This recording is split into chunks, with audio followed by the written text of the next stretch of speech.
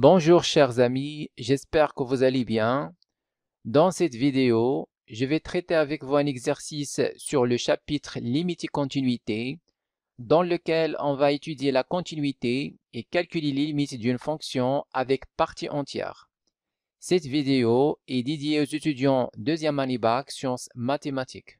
Exercice, on considère la fonction f définie sur R par f de x égale x moins 1 facteur partie entière de 1 sur x moins 1 si x différent de 1 et f de 1 égale à 1.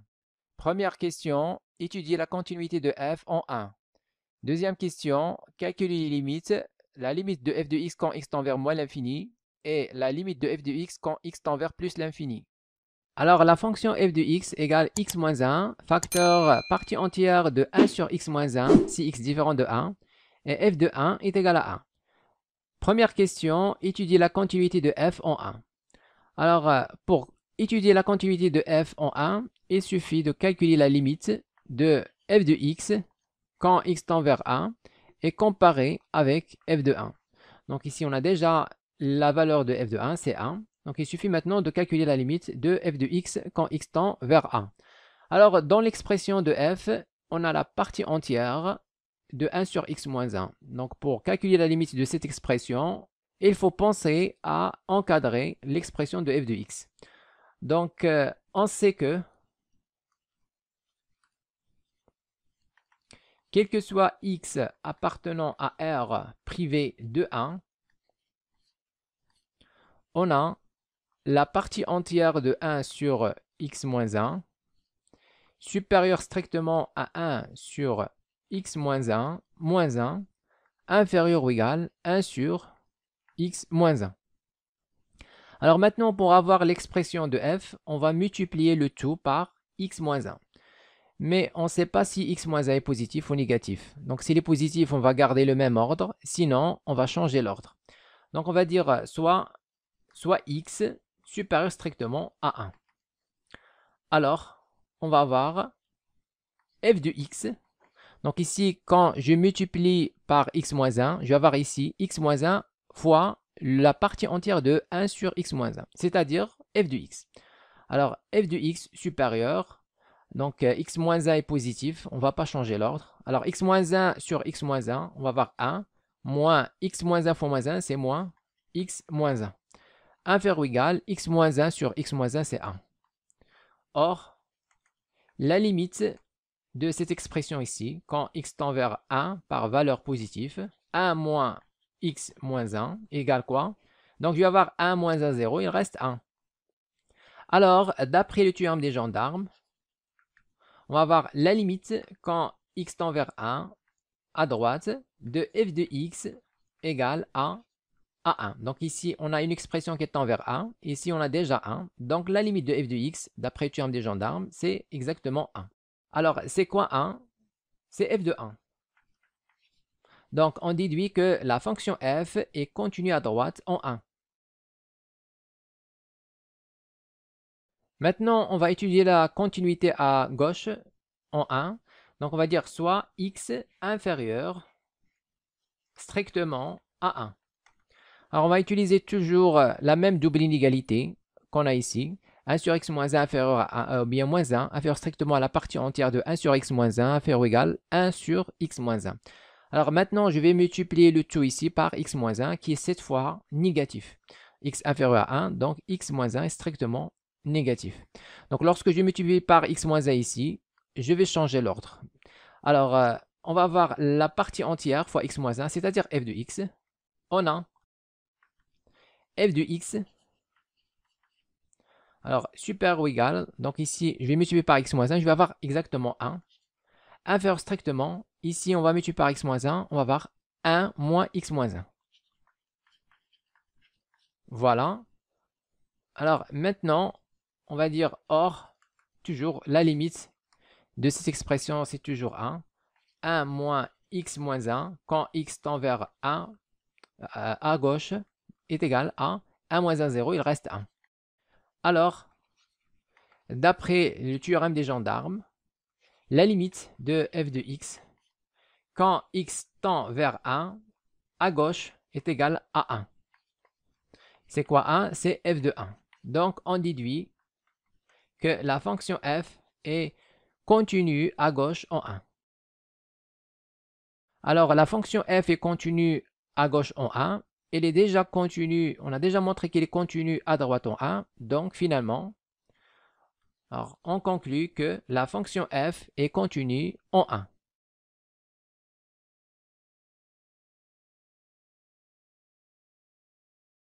Deuxième question, calculer les limites. La limite de f de x quand x tend vers moins l'infini et la limite de f de x quand x tend vers plus l'infini. Alors, on va commencer par la limite de f de x quand x tend vers plus l'infini. Donc ici, dans l'expression de f de x, on a la partie entière de 1 sur x moins 1. Donc, on va prendre 1 sur x moins 1. Alors, quand x tend vers plus l'infini, 1 sur x moins 1 tend vers 0. Et quand x est très grand, donc x moins 1 est positif. De même pour 1 sur x moins 1, il est aussi positif. Donc, il tend en fait vers 0 plus. Alors, forcément, sur un voisinage de plus l'infini, on va avoir 1 sur x moins 1 compris entre 0 et 1. Alors, 1 sur x moins 1 inférieur à 1, équivalent 1. Donc, je vais ici inverser. Je vais avoir x moins 1 supérieur à 1. Alors, équivalent 1, x supérieur moins à l'autre côté, je vais avoir 2. Alors, quel que soit x strictement supérieur à 2, je vais avoir 1 sur x moins 1 compris entre 0 et 1. Et dans ce cas, quelle est la partie entière de 1 sur x moins 1? Donc, c'est 0. Donc, voilà, on va prendre un voisinage maintenant de plus l'infini. Donc, on va dire soit x appartenant, bien sûr, on veut calculer la limite en plus l'infini. Donc, il faut choisir un voisinage de plus l'infini. Donc, on va dire soit x appartenant à 2 plus l'infini. Donc, il ne faut pas prendre 2, car 2, on va voir, si on remplace x par 2, on va avoir 2 moins 1, c'est 1. 1 sur 1, c'est 1. La partie entière de 1, c'est 1. Et c'est pas 0. Donc, il ne faut pas prendre 2. Alors, bien sûr, on n'est pas obligé de prendre 2. Donc, vous prenez soit 3 plus l'infini, ou bien 4 plus l'infini, ou bien 2,7 plus l'infini, tout ce que vous voulez. Il suffit de prendre un intervalle de la forme a plus l'infini avec a strictement supérieur à 2. Alors, on va dire, on a x supérieur strictement à 2. Alors, x moins 1 supérieur strictement à 1. Alors, je vais inverser ici. On va avoir 1 sur x moins 1. Alors, supérieur à 1 devient inférieur à 1. Et bien sûr, x moins 1 est strictement positif, car x est supérieur strictement à 2. Donc, 1 sur x moins 1 aussi strictement positif. Donc, c'est exactement ce qu'on a trouvé ici.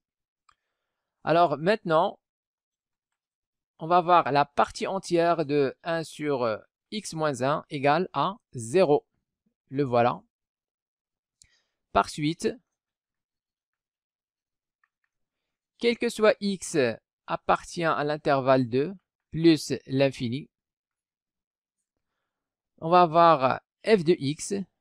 Donc, on va multiplier ici les deux côtés par x moins 1 pour avoir f de x. Alors, on va avoir f de x égale à x moins 1 fois 0, c'est-à-dire 0. Donc, on a montré que quel que soit x strictement supérieur à 2, f de x est la fonction nulle. Alors, on nous demande de déterminer la limite de f de x quand x tend vers plus l'infini. Alors, c'est quoi la limite en plus l'infini de la fonction nulle? C'est 0. Alors, finalement, la limite de f de x quand x tend vers plus l'infini est égale à 0.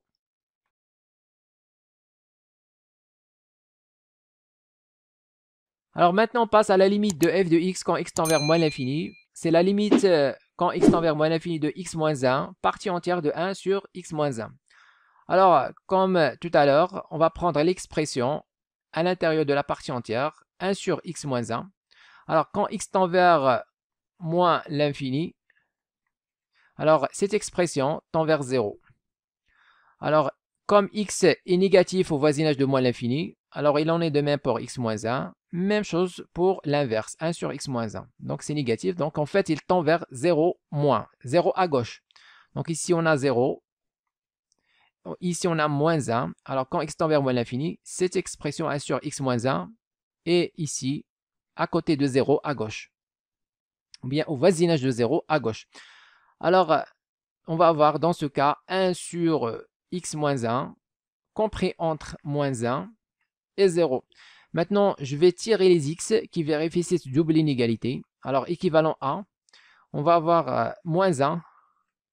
Donc, j'inverse et je change l'ordre. Je vais mettre supérieur à x moins 1.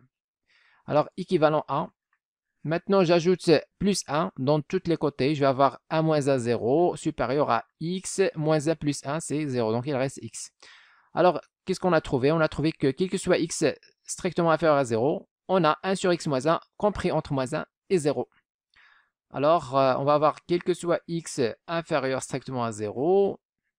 Alors, je vais avoir 1 sur x moins 1 entre moins 1 et 0, c'est-à-dire quel que soit x inférieur à 0, on va avoir partie entière de 1 sur x moins 1 égale quoi? Égale à moins 1. Alors, si je remplace x par 0, qu'est-ce qu'on va avoir? On va avoir ici 1 sur 0 moins 1, c'est-à-dire partie entière de moins 1. C'est quoi la partie entière de moins 1? C'est moins 1. Donc, en fait, on peut ajouter ici 0. Donc, quel que soit x inférieur à 0. Alors, maintenant, on va prendre ici, donc, on va prendre un voisinage de moins l'infini. Puisqu'on veut calculer la limite en moins l'infini, il faut choisir un voisinage de moins l'infini. Donc, on va mettre soit x appartient à l'intervalle moins l'infini. Donc, ici, vous pouvez mettre tout ce que vous voulez, moins 1, moins 2, moins 3, tout ce que vous voulez. Donc, on a trouvé ici 0. Pour nous, on a trouvé 0, mais en fait, vous pouvez mettre moins 1, moins 2, moins 3. L'essentiel, de toute façon, vous pouvez mettre moins l'infini à condition que a soit strictement inférieur ou bien inférieur ou égal 0. Alors, maintenant, on va dire on a x inférieur ou égal 0 implique x moins 1 inférieur ou égal moins 1 implique. Maintenant, je vais inverser. Donc, je vais avoir 1 sur x moins 1. Alors, je vais changer l'ordre. Lorsqu'on inverse, alors inférieur ou égal moins 1 devient supérieur ou égal moins 1 sur 1, c'est moins 1. Alors, 1 sur x moins 1 est strictement négatif, car x est négatif. Donc, x moins 1 est négatif, même chose pour l'inverse. Voilà, donc on a trouvé que 1 sur x moins 1 entre moins 1 et 0, c'est la même chose qu'on a trouvé ici. Alors, maintenant, qu'est-ce que c'est que la partie entière de 1 sur x moins 1? Alors, quoi est égal? Est égal à moins 1. Voilà, maintenant, quel que soit x inférieur ou égal à 0, je vais remplacer la partie entière de 1 sur x moins 1 dans l'expression de f de x. Alors, on va avoir quel que soit x inférieur ou égal à 0, la fonction f de x, et dans ce cas, est égale à x moins 1 fois la partie entière qui est égale moins 1. C'est-à-dire, c'est moins x plus 1. Et moins x plus 1, c'est une expression facile. On peut bien sûr calculer la limite facilement. Alors, finalement, la limite de f de x, quand x tend vers moins l'infini, c'est la limite de cette expression. À quoi est égal au moins l'infini? C'est plus l'infini. Alors ici, on trace la courbe de la fonction f sur une application. Alors, quel que soit x inférieur ou égal à 0, on trouve que la fonction f de x égale à la droite moins x plus 1. Donc, c'est exactement ce qu'on a trouvé. Alors maintenant, quel que soit x strictement supérieur à 2, la fonction f ici est la fonction nulle. Donc, c'est exactement ce qu'on a trouvé. F de x égale 0, quel que soit x supérieur strictement à 2. Maintenant, dans la question 1, on a étudié la continuité de la fonction f quand x tend vers 1, ou bien au point x égale à 1. Alors ici, comme vous remarquez, la fonction f tend vers 1, soit à gauche ou bien à droite, il s'approche de 1. Voilà la valeur 1 ici. Alors, la fonction f à gauche Donc, il s'approche de la valeur 1. Même chose à droite, il s'approche de la valeur 1. Donc, la limite, c'est exactement 1, qui est l'image de 1. F de 1 égale à 1. Donc, la fonction f est bien continue au point x égale à 1.